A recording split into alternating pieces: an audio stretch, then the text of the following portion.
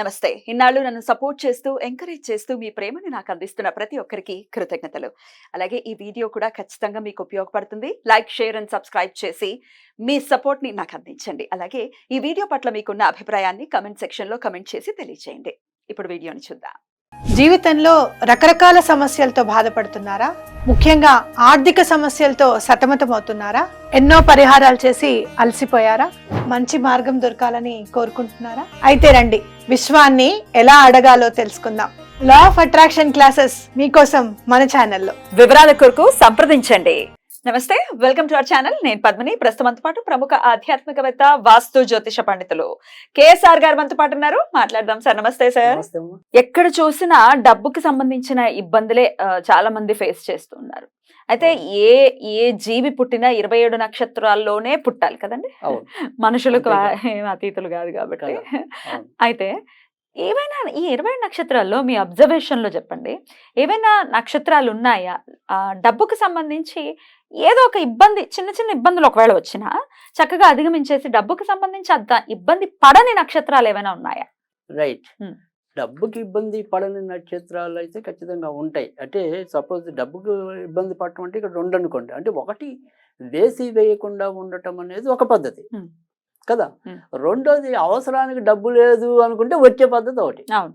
So అంటే ఇద్దరు డబ్బుకి ఇబ్బంది పట్టాలా, వీడికి చివరి రోజుల్లో సేవ్ అవుతున్నాడు, వాడు పుడుతున్నాడు, బంగారు చెంచేత పుడుతున్నాడు. సో ఇలా రెండు రకాలుగా అనేది ఉంటుంది. తర్వాత మూడోది వచ్చేప్పటికి ఏంటంటే, సరే వాడు సంపాదించాడు, వీడు సంపాదించాడు, మరి మిగుల్చుకోవటం అనేది మాత్రం వ్యక్తిగత జాతకం బట్టి ఉంటుంది. అంటే ఒకడు ఆకాశం అంత ఎత్తే దిగి కూడా మళ్ళీ అదే లెవెల్లో జారిపోయే వాళ్ళు కొంతమంది ఉంటారు. ఎంత ఎత్తుకే దిగినా అలాగే పట్టుకుని కూర్చుని అలాడే వాళ్ళు మనకి పెద్ద పెద్ద మన ఇండస్ట్రియలిస్ట్ అందరినీ మనం చూస్తూ ఉంటాం. ఇలా కార్పొరేట్ వాళ్ళని చాలా మందిని చూస్తూ ఉంటాం. సో వాళ్ళ జీవితంలో వచ్చే ఒడిదుడుకులు తక్కువ ఉంటాయి. సో ఇలాంటివి ఏమైనా సరే మహద్భాగ్యం కలిగిన నక్షత్రాలు ఏమైనా ఉన్నాయా అనేది మీ ప్రశ్న. అంతే అంతే. ఇబ్బంది వచ్చినా తట్టుకుని నిలబడే అది కానీ, ఆ సామర్థ్యం కానీ, ఇబ్బంది చిన్నగా వచ్చి వెళ్ళిపోవటం, రైట్, పెద్దగా కుదిపేయకుండా జీవితాన్ని. రైట్. ఇక్కడ మనకి ఒక్కొక్క రాశిలో మనం ఒక్కసారి చూసుకుంటాం. అంటే ఏ రాశిలో, ప్రతి రాశిలో ఒక్కొక్క నక్షత్రం అనేది ఇంకా కొద్దిగా ఎక్కువ బలం ఉంటుంది. సో అలా లేని రాశులు ఉంటే మనం ఇప్పుడు వరుసలో వస్తాయి. సో ఇక్కడ మనకు వచ్చేప్పటికి ఏంటంటే, ఫస్ట్ మేషం కనుక తీసుకుంటే ఖచ్చితంగా భరణి నక్షత్రం. భరణి నక్షత్రం వాళ్ళకి ఇబ్బంది తక్కువ. అంటే వాళ్ళు ఇందాక మీరు చెప్పినట్టు ఒకవేళ ఇబ్బంది పడినా కూడా మానసిక స్థైర్యంతో ఎదుర్కొని వాళ్ళు ఖచ్చితంగా వాళ్ళ గోల్ ఏదైతే ఉంటుందో రీచ్ అవుతారు. అందుకే కదా భరణి ధరణిని వెళుతుంది అని అంటారు. అంతేగా మరి భరణి. నేను అంటే ఇక్కడ నా యొక్క పరిశోధనలో కూడా చాలా మందిని చూశాను. ముఖ్యంగా మన తమిళనాడు ముఖ్యమంత్రి జయలలిత గారిది కూడా భరణి. సో అలా కొంతమంది అయితే ఉన్నాయి. అంటే మనం ఏమంటాం, నా దగ్గరికి వచ్చినప్పుడు వాళ్ళు పెద్ద పెద్ద పొజిషన్లో ఉన్న వాళ్ళు. సో ముఖ్యంగా అక్టోబరు భరణి నక్షత్రం కలిసిన వాళ్ళు అయితే ఇంకా ఎక్కువ కూడా సంపాదించడానికి. అక్టోబర్ లో పుట్టిన వాళ్ళు ఒకవేళ పుట్టి భరణి నక్షత్రం అది సంవత్సరంతో సంబంధం లేదు. బ్యూటిఫుల్. సో అలా ఉన్న వాళ్ళు కూడా బాగా రాణించడం అనేది చూశాను. అదొకటి. తర్వాత వచ్చేప్పటికి మీకు వృషభ రాశి. సో వృషభ రాశిలోకి వచ్చేప్పటికి ఏంటంటే ఏది కూడా పెద్దగా మరీ చెప్పుకోదగిన నక్షత్రం అనేది ఉండదు.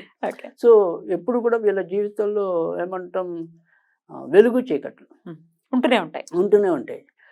ఎదుగుతున్నట్టుంటారు, జారుతున్నట్టుంటారు, ఎదుగుతున్నట్టుంటారు, జారుతున్నట్టుంటారు. సో కొంతవరకు బెటర్ నక్షత్రం ఏదైనా ఉంది అంటే కనుక అది ఖచ్చితంగా రోహిణి. సో ఈ రోహిణి నక్షత్రానికి వచ్చేప్పటికి ఏంటంటే, వీళ్ళు వ్యక్తిగతంగా కొంతవరకు సంపాదించకపోయినా ఆల్రెడీ అప్పటికే తల్లిదండ్రులు ఏదైనా సరే పొలాలు పెట్టడము, ఇల్లులు పెట్టడము అలాంటివి ఉంటాయి. కాబట్టి ఏదో ఒక టైంలో అయితే వర్కౌట్ అవుతుంది.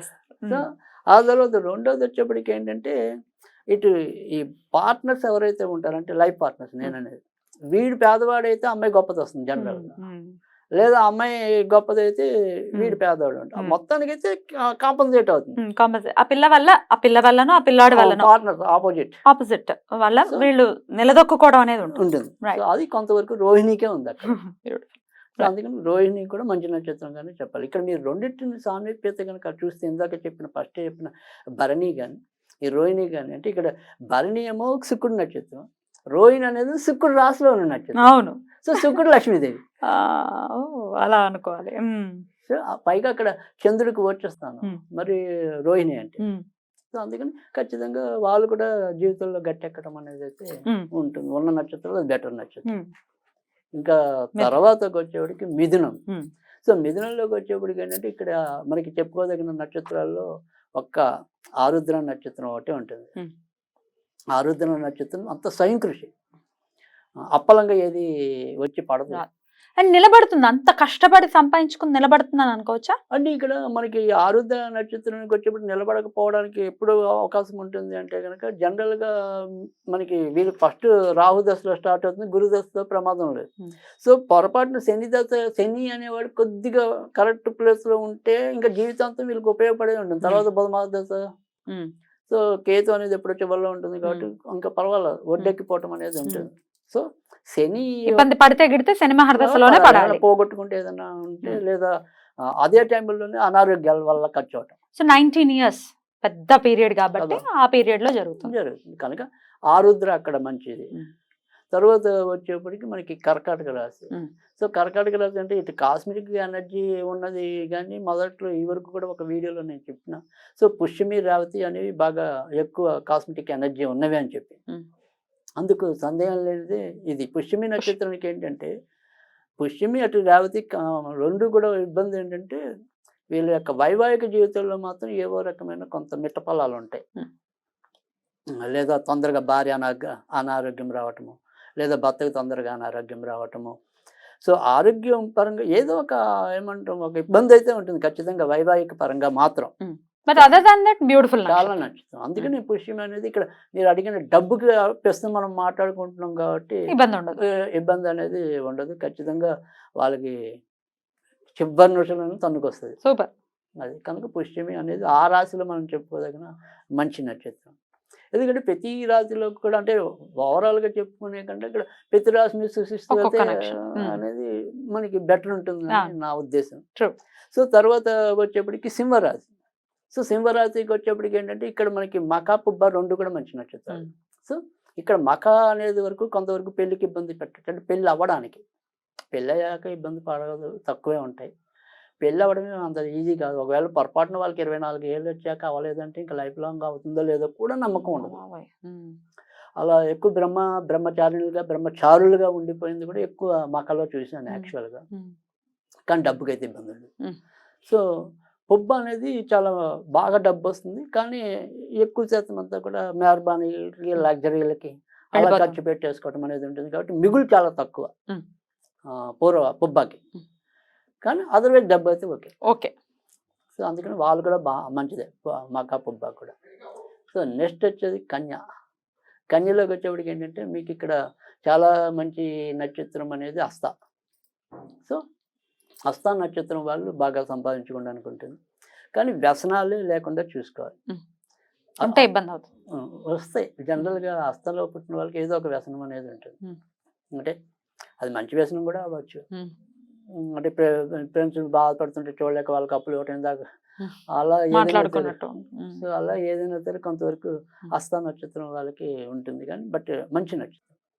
సో అందుకే హస్త ప్రశస్త అంటారుగా. సో అది అందుకని అది కూడా మంచిది. అయితే ఇక్కడ మీకు చిత్తా నక్షత్రం అనేది నెక్స్ట్. అంటే ఇప్పుడు కన్యలో కూడా 2 పాదాలు ఉంటాయి, తర్వాత తులలో కూడా 2 పాదాలు ఉంటాయి. కానీ తులలో ఉన్నది అద్భుత యోగం. తులలో ఉన్న చిత్త అద్భుతం డబ్బుకి.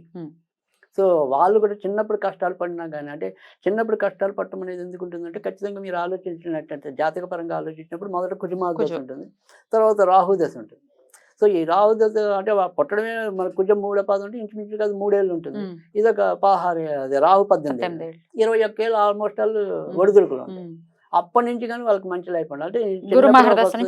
అంటే ఒకసారి చిన్నప్పుడు తల్లిదండ్రులు ఎవరినైనా పోగొట్టుకోవటం, లేదా తల్లిదండ్రులు ఒక వెలిగి జారిపోవటం, ఇలాంటివన్నీ కూడా మనకి వీళ్ళకి చిత్త 3వ పాదం 4వ పాదంలో ఉన్న వాళ్ళకి ఉంటాయి.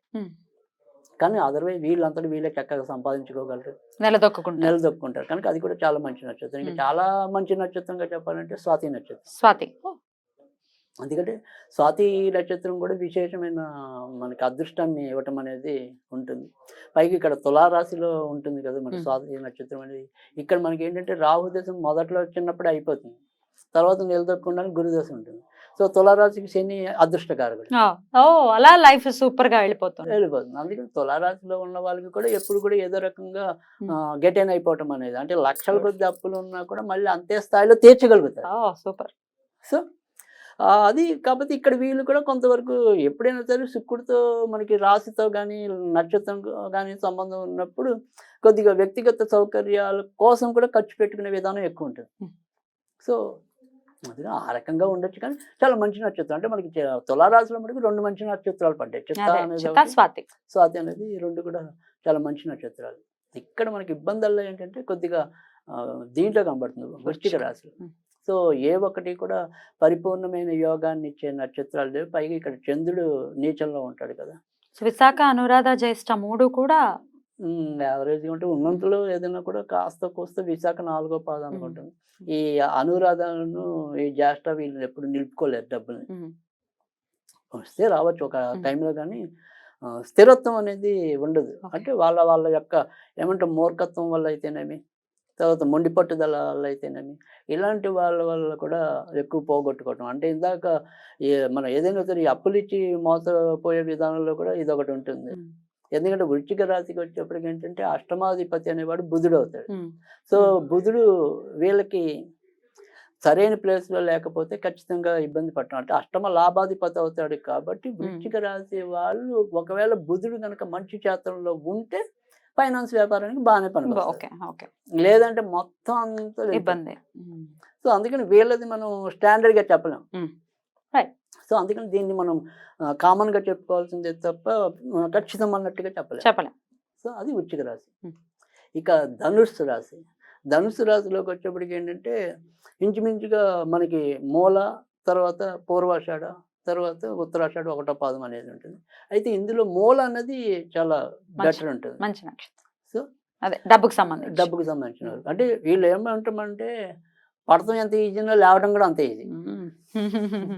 గోడ కొట్టిన బంతేనా వాళ్ళకి ఏంటంటే వాళ్ళ గురించి ఇలాంటి మూల నక్షత్రాలను ఒక్కోసారి విన్నప్పుడు ఏంటంటే ఒక 5-6 నెలల కింద చూస్తేమో అయ్యే పాపం వాడు తిండికి కూడా లేకుండా బాధపడుతున్నాడు అనుకుంటాం. మళ్ళీ ఇంకో 5-6 నెలలు వేసేప్పటికి అప్పుడు వాడు మేడ కడుతున్నాడు.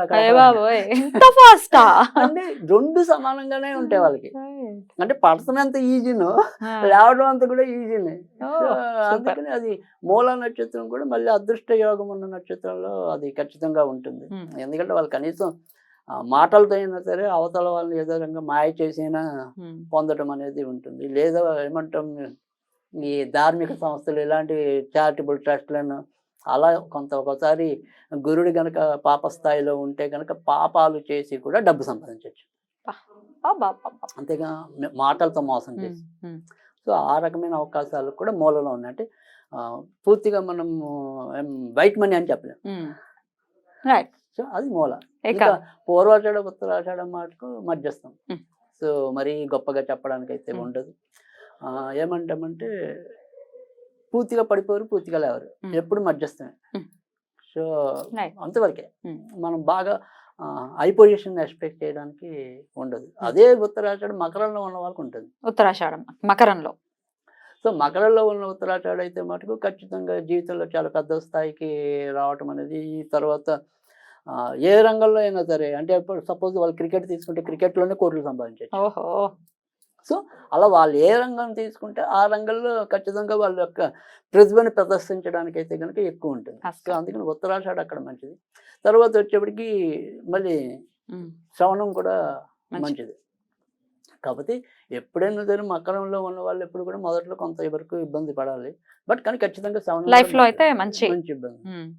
తర్వాత ఇదే చోట మళ్ళీ మనకి ధనిష్ట అనేది, ఇప్పుడు మనకి కుంభంలో ఒక 2 పాదాలు ఉంటాయి, మకరంలో 2 పాదాలు ఉంటాయి. కానీ ఇక్కడ ధనిష్ట అనేది మీకు కుంభంలో ఉంటే మేలు చేస్తుంది. సో అక్కడ మళ్ళీ తర్వాత అదృష్టం వచ్చే మన యొక్క నక్షత్రాల్లో శతభిష నక్షత్రం.